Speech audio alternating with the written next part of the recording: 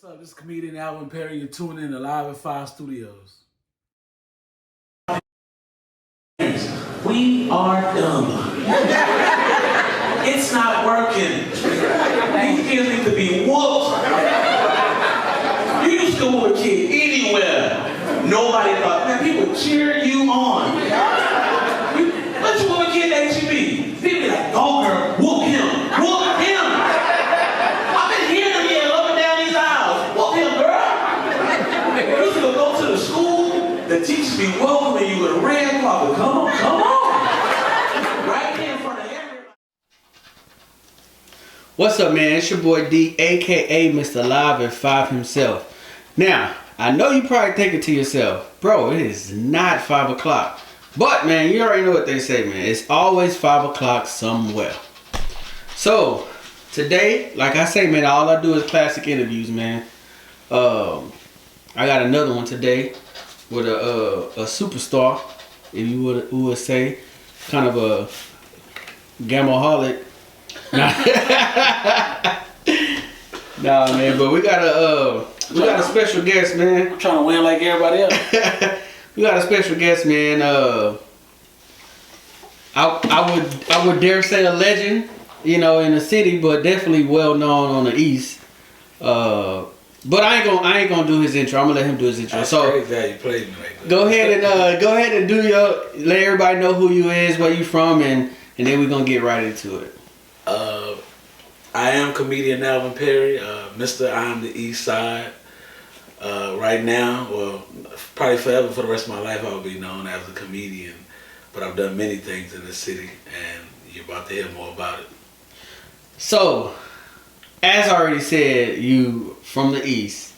Was you always into the comedy realm? Because I know you did music. No, definitely not. So I got into comedy hating on somebody. Well, hating on a bunch of comedians. Okay. I was invited to come to a comedy show, Lil Randy, Wapish Entertainment, and he had wanted me to come. When he first asked me about being a part of it, he wanted me to work the door. He didn't want me to ask me to do no comedy or nothing. Excuse me. And so I'm there and I'm watching these comedians and I'm listening to them. I'm like, I'm funnier than them. That's definitely a hater comedy. And so I'm like, hey, you know, normally I wouldn't do nothing like this, but I'm like, hey man, let me get up on stage. Cause I was already comfortable on stage because I used to rap and I used to perform. Right. So being on stage was nothing to me. I'm like, man, let me get up there and do my thing. Kind of like that episode of The Fresh Prince of Bel-Air. So I get up there and I'm funny. And then that, you know, any type of applause, cheering, it makes you feel good. It's euphoric. So I wanted more of that. So I've been doing it ever since. And that was March of 2012. Okay. 2012. Oh yeah, you've been doing it for a good minute. And as far as like the music goes, where did that come from? Like, cause I know the music came before the comedy, but so what's the history with the music? Everybody probably has a similar story. Mine is probably better. Obviously, I've been rapping. You know, it wasn't that I wanted to be a rapper, but I had 4 older brothers. Okay. And we would be rapping. And my brother Walter, shout out to Suit Up, he was like probably one of the greatest rappers at the time. You know, not even just to me, but he could rap. And he would battle rap, and he was one of those rappers like, give me a word, I'm gonna make a rap out of it. And so I admired my brother, I looked up to my brother, and then of course my brother Treasy, shout out to Treasy Red Eye, they all rapped. Well, we all rapped, you know what I'm saying? And so Tyrone rapped too? Tyrone is probably one of the best rappers in the city. Oh, I never heard. I can't get. He's humble about it. Though. I can't get the school image out. So, but we was kids at the time. Wasn't no studios and all that. We just rapping, and then Walter ended up going to prison, and by this time I'm in 9th grade. Well, in 8th grade. The first time I ever rapped for like a crowd of people was at a school dance, and my homeboy William Simmons was like, "Hey man, let's go up here and get the mic and freestyle." So I'm like, "All right," you know what I'm saying? I started rapping, and we had been friends later, but my homeboy Kevin Abreu started booing, and everybody else, homeboy? yeah, everybody else. We wasn't homeboys at the time. Oh, okay, I was about to say, now that's a hell move. And everybody else started booing me too. So they had a talent show sometime after this, and I was supposed to be rapping to Hip Hop Parade by Naughty by Nature, and I went to King Middle School, so the auditorium was filled up. This was a nighttime talent show. This wasn't no okay. Wasn't doing talent school. show. Yeah, it wasn't doing school, but it was a school talent show though. So when I get on stage and start rapping, the mic wasn't working, so the music is playing. I'm like, and can't nobody hear me. Roger Martin tried to boo me again, so I threw the mic. And then they let me come back up there after everybody had performed, because the first they were gonna let me rap, but everybody was like, let him rap. So I get back up there and I rapped again, and then my brother ended up coming on stage with me, and Walter and rapping with me. Okay. So anyways, I became known as a freestyler, because I didn't know how to write 16s, I didn't know how to write a rap and none of that type of stuff. I didn't write raps for years. I would just freestyle. I would go to parties and be battling people, freestyling. Everywhere I went, people always wanted me to rap after a while. So one day I'm at a bus stop, and I'm at the bus stop on W White in front of Little Caesars. And Little Sin put up on me. And Little Sin's like, "Hey man, come to the studio." I'm like, "All right." I see Nino, what did I see Nino? I see Nino at the club one time, sometime later. Freestyle for Nino. Nino, "Hey man, come to the studio." So people wanted to mess with me. Right. But I was in the streets. I was gang banging and stuff like that. So I didn't. You wouldn't work. Yeah, when you're in the streets, you don't know how to be about your business. At least not like that, right? It wasn't until I would be at Commerce Street Records. So Commerce Street Records used to be on Commerce Street. Right. Then they moved it to the mall. And I guess somebody told Sean that I rapped. So one day he was like, "Hey man, I'm finna start dropping these screw tapes, slow down tapes. Do you want to get on one?" I was like, "Sure." Now, at the time, nobody was doing nothing like this in San Antonio. Don't nobody tell you otherwise. What was this? It was 2000.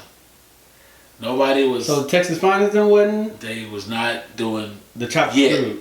Yeah, they wasn't doing it yet. Okay. You know what I'm saying? So, matter of fact, it was 2000. So it was called Juneteenth. And we go to the studio, and the beat he had picked was, it ended up being Lil Jon Bia Bia. But right. Bia Bia is a remix. The original song is Just a Bitch with Too Short. So I did the original version, rapping over that instrumental, and it just became popular. Like people liked it. So it was kind of like a hood anthem. You know what I'm saying? Because I'm representing the East Side. I'm shouting out my hood, and I'm also dissing another hood that I was beefing with, some people that I was beefing with at the same time. So I wouldn't say I was like, I definitely wasn't a drill rapper, but like I'm banging on wax. Right. And so because I was messing with Sean, and we became known for dissing people, I was still always freestyling, battling Chase, and Playboy, and B Foster. Even though they were younger than me, I'm in these spots battling these people. I was on DJ City mixtape For That Ass. They was out of Seguin. I can't think of these other guys' names. A Mexican group from the other side of town. They was doing mixtapes. Like I would be on these little mixtapes and everything else. And I had built up a name for myself. Did a lot of shows. I never did local shows. What was your rap name? AP or AP9. AP9. AP9. AP9 is a gun. So when they changed the name of the Tech 9, when they modify guns like Draco. Yeah. When they modify guns, they change like something about it, and then they'll change the name of it. So the Tech 9 went from Tech 9 to the AP9. Oh, okay. So people call it AP9. But yeah, I never did like how they do the local shows now, with all the rappers, and I'm not dissing nobody, but I had never did shows like that. They didn't have shows like that, at least not when I was coming up. Mm-hmm. I was actually doing shows with, you know, Ludacris or Trey and Baby Bash and them, and, you know, performing at Sunken Gardens. Was it, they had their name established? Yeah, in front of 5,000 people, and I'm freestyling. I don't have a song. I have a song to my name that people could be like, hey, you know, where's the song at? And I'll say this, because when people ask about this, it's kind of hard for me to talk about it. This was the analog era still. Mm. So it wasn't YouTube, it wasn't, go to Apple Music and none of this Yeah, type none of stuff. that. If you didn't have the CD, yeah, you didn't hear this. So you or talking tape. about, yeah, so you talking about in 2000, and here we are in 2023. If you have a CD case and you try to preserve these CDs, well, most people don't even have a CD player in their car these days. So it's kind of hard to be like, oh yeah, you know, everybody's like, where's the music at? They're Right, looking for your video, hoping they got It's in the trunk. thousands of views or something like that. Right. You know what I'm saying? And you just like, I did some stuff. 5, 6 and Cheddar. Shout out to 5, 6 and Cheddar. And I mean, even now you can say they can be obsolete. All of us that are old, that's not actively still rapping or had a big name for themselves, are gonna be old, washed up rappers. I mean, we already old and washed up, so to speak. Cheddar just dropped something like 38 Summers or something like that. Yeah, I know he's still rapping because he's but not. he's not in Atlanta. here though. He knew what to. He did this. I don't want to say the smart way, but he made a business decision. This is what I'm saying. If you are not making a lot of noise, if you haven't had like a huge buzz, it don't make a difference how great of a rapper you are, especially if you like my age. Right. Kali has probably been the most consistent person. You know, even people can feel how they want to feel about Kali, but he's been consistent. Yeah. Not better, just consistent.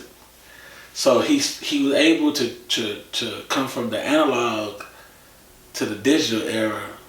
So people grew up with Kali. Yeah. And his name is still big. So now you got so many rappers coming along from different sides of towns. So it's a side of town that ain't never heard of Cheddar. It's a side of town that never heard of AP or whatever. So east side people can definitely like, oh yeah, I know, everything else. But there's a side of town that's never even heard of me. They can't tell you nothing about Com Street Records and none of that type of stuff. They ain't gonna be able to, they can't tell you about T-Pope and ATX 23s. I got J's on my feet, whatever that song is called. You know what I'm saying? Yeah. Like they 5, 6 and Cheddar get on up. Yeah, they don't be like, I ain't never heard them songs, and it's gonna make you feel old. I be thinking it's when people don't know it. I guess this is the downside of just just being in your section or whatever, is that you think everybody knows, but then when you venture out, like you say, nobody don't be knowing. They don't know. Blake, when Blake got signed, and everybody was like, "Who's Blake?" Who is Blake? He's from the Northwest Side, and I know old dude that got signed with Comedian there. Lil Ken, or Famous. Yeah, Famous. Well, Blake was shooting videos. He was known for shooting videos, and he started rapping. And he organically blew up. He had 1 million views and all that. Got signed and didn't do nothing. You know, Rich Greedy, I don't say stole his flow, but has a similar flow as Blake. But Blake just couldn't cross over that hump. So now he's just a nigga that was signed before. And it's not a, people be like, well, at least you got signed. A lot of, you don't want to just be signed. You want to have a hit record. You know what I'm saying? And he can still make money off his music. Don't get me wrong. You know what I'm saying? Yeah. He can still make money off his music. But a lot of people don't understand about what we want, what people in San Antonio and other areas want from their city, is that hometown love. You want to be able to come to your city and get love, do shows, and people come see you because they want to come see you, because they like who you are, they enjoy your music. Mm-hmm. But the problem is, if you don't have a connection to that city, You could be born and raised here, but if you don't have a connection to that city, people aren't going to fuck with you. Kylie has established herself as somebody who has a connection to this city. They're like, oh, he ain't from here. He ain't from here. And he was wise about it. He went to the predominantly people that's here. He went and that's not the Mexicans. That's true, but that's not how it started though. No, that's not. That's not how it started. But I do see that he heavily networks with them. Yeah, you know, and they show. Why wouldn't he? That. I tell people, I be telling. Shout out to my kinfolk KG and Flu and them. I be telling, bro, like, if you can get one of these Latin females or dudes on here, make one of some Tejano smash, but that's gonna get you some numbers, because they gonna come out. When they people be having shows, Bone Thugs come here all the time. So Kylie was fucking with the niggas, and Kylie still fucking with the niggas. Don't let nobody tell you otherwise. Started off with I can't think of the boy's name. Quincy Russell. They used to have Quincy Russell and Mike James in them. He started out rapping here. He wasn't rapping nowhere else. He was rapping here. I think they was Pulled Up Records. He was fucking with them, and then he started fucking with Juan from Urban City. Urban City. That was like a store, right? Yeah. So Juan wanted to get into music, and so originally Juan had Bino over there, and I was supposed to be on Third Coast from the Sun too. I can't remember if Kylie was over there, but I remember that Third Coast. But Juan wanted to put out this mixtape tape called Third Coast from the Sun, and so he had got like all these different rappers and stuff like that. He paid, I want to say he paid like $10,000, and that was a lot at the time. Yeah. To pay these just artists to get all these artists together and stuff. Get Paul Wall and them and stuff like that. I ended up not being on the mixtape for whatever reason. I never even went to the studio to record, so it wasn't like I recorded a song. I just ended up never going to the studio to record a song to be on the mixtape. But then I got locked up, right? By the time I got out, Third Degree had switched from the original lineup to Kylie, LiveAt5ive, right, Mark Kubota, and Lil Ken. And so it was them four, and then Lil they got into it had an issue with Lil Ken, and then it was them three. So Kylie wasn't even like the main one. You know what I'm saying? He wasn't even the guy. You know what I'm saying? Yeah, because because I know Third Degree used to be on a lot of Swisher House stuff, but I only remember LiveAt5ive for the most part. Yeah, LiveAt5ive. But he used to have the dope freestyles. Yeah, he stood out, and you know, his voice probably had a lot to do with it like too. The classic. It's the big LiveAt5ive and the program the Rick. So I used to diss them because I was like, man, these niggas, I think we just. I was like, man, these I didn't rap, but these niggas ain't from the East Side. You know what I'm saying? They rap about stuff that they never seen, right? But when I got out in 2005, LiveAt5ive was getting locked up. And people are already talking about Kylie, but now he's just getting bigger and bigger. Right. You know, it's just all it was he was just getting bigger and bigger and bigger. Now you gotta think about it. Music, there's a lot of ways to be noticed in music. Your voice or your size. Yeah, they're tall as hell. So it used to be your voice. If you had like a deep voice, a certain voice, like the Slim Thug type. But a lot of rappers are tall. Jay-Z is tall, Slim Thug is tall, you know, a lot of rappers is tall, you know what I'm saying? Like people don't, Master P and all them Snoop, they're tall. Kylie is what, 6'5", 6'6", so you know, he's going to stand out. Slim Thug is 6'6". So these people are going to stand out, you know what I'm saying? So once LiveAt5ive got locked up and then Mark Kubota, I guess he got on drugs, you know, then there was basically Kylie left standing. Lil Ken was gone, and then Kylie just kept on representing. And by this time he was messing around on all sides. It wasn't just like he messed around on one side. He's not from here, so he wasn't he didn't have to stay in one spot to say, this is mine. Right. He was free to roam wherever he wanted to. So because he was going other places. He didn't have no loyalty to... Yeah, he didn't have no and he didn't have to. He's not required to. So because he didn't have no loyalty to any particular side, and when he would go other places, this is Kylie from Third Degree, who had been in the XXL magazine and The Source, and people know who he is because when I was locked up, people knew who Third Degree was. Mm-hmm. I'm in prison. People that's not even from San Antonio is in other cities. It's like, man, Third Degree go hard. Yeah, so of course, people want to mess with him. So you start. This is San Antonio, Texas. 60% Hispanic. Who else should you be trying to reach? I ain't saying rap like no Mexican. I'm saying this. There's fans all over. Mm-hmm. If you go to a Drake concert, I guarantee there's a lot of white people there. Definitely. You gonna tell me you wouldn't want no white people there? You wouldn't want no Mexican people there, no Asian there? Like, that's crazy to think I only want the east side or the northeast side to come to my shows. I only want black people to buy my stuff. No. And they ain't. If Warren Jackson, Warren Rodriguez or whoever say, hey, I want to buy 200 LiveAt5ive pillowcases. Mm-hmm. You gonna sell them or you gonna say no? I'm selling them. That's really what it's all about. Yeah. The first time I actually heard about you, I didn't know you personally. I know Nate, when Nathan used to rap, they had their group, it used to be 504 Boys, and then there was Mike Records. But only reason I heard about you is because one of his homeboys dissed you on one of the freestyles. And I kept on saying, who the hell is AP? D Short? Yeah, D Short. I hate them niggas. Yeah, it was D Short.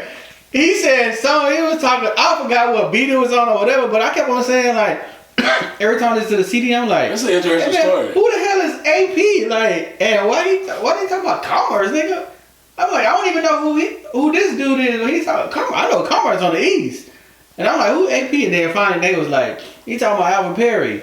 I said, hey, Alvin rap? He was like, yeah, nigga. I was like, oh shit, I didn't know. Yeah, it's an interesting story.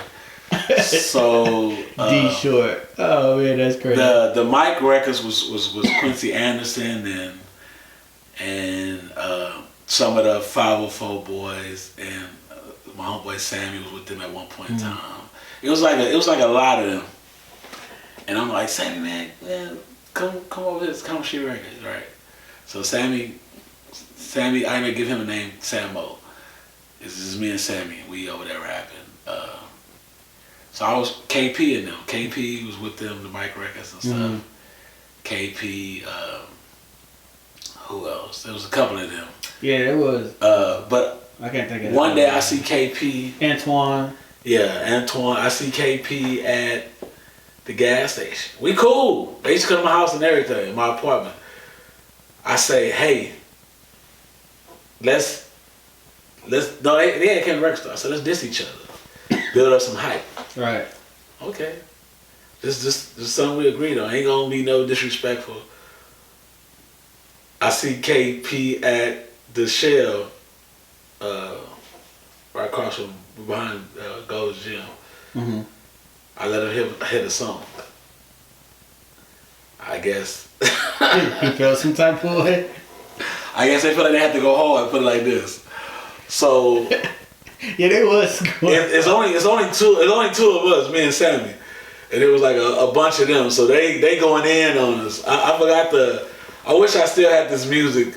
I had that CD, man. But this is the funny part, right? So in the song, D Short says, "Yeah, I know something about you," or something he says, and at the time I couldn't understand what he was saying, but he said La Monica. Mm-hmm. So one day I went to I was messing with this girl, and I go to her house, and D Short was messing with the girl, and I'm messing with the girl cousin. And when I get there, I can't remember if it was Rome or somebody else. But Ron was like sitting on the couch. One day home was sitting on the couch. Oh, what's up, boy? And then that was it. So when he said that, it made me wonder, like, damn, does this nigga hit? She was my girl, but he's like, did he hit before I got there? You know what I'm saying? Yeah. Because I ain't never went nowhere with my homeboy, you know, and two females, and something not happened. So it was no, because other than that, it was no reason for him not to say her name. You know what I'm saying? But I thought that was funny. And man, I came out with another song that I ate the boys up. But I was so mad at them after that. Even when I was locked up. So I get out, and I got locked up in 2002. When I get out in 2005, I was still dissing them. I got a song that is them, Third Degree, and Nino from PKO, and Chingo Bling. Dang. Yeah, because Chingo Bling used to DJ here. I don't know if he's actually from here, but he used to be on 90.1, which is the college radio station, and he was DJ Biz. He wasn't Chingo Bling was a character he would do. Okay. Kind of like Carmen on radio. Right, yeah. It was just a character. It wasn't like, but he used that to propel his career. When he left here to get a job in Houston at the radio station at 102 or 101, whatever the other radio station is. And he didn't get the job at the radio station, but he had made some connections. Mm-hmm. So then that's when he started rapping. As Chingo Bling. And it just took off. Yeah. But he was in a magazine, and he was saying he was from Southeast Houston. And that pissed me off, because I'm like, man, I don't know him from Houston. I know him from San Antonio. And I hate when people don't represent San Antonio, but it is what it is. Oh, man. So, just change it up a little from the music wise. I got a question, personally. I think I said this before. Like, how are you not? And I know you're a comedian, but how are you? Your wife don't say nothing about your post. My wife don't follow me on social media. Oh, my wife definitely follow me, and she definitely look at my posts. It depends on what I post, but I used to post way worse stuff, way more sexual stuff, and she didn't like that. You know what I'm saying? Right. So what you see now is a condensed version, a very, very, very condensed version of what I used to be. I posted my penis on Facebook before, but we wasn't together when I did that. So you was wild.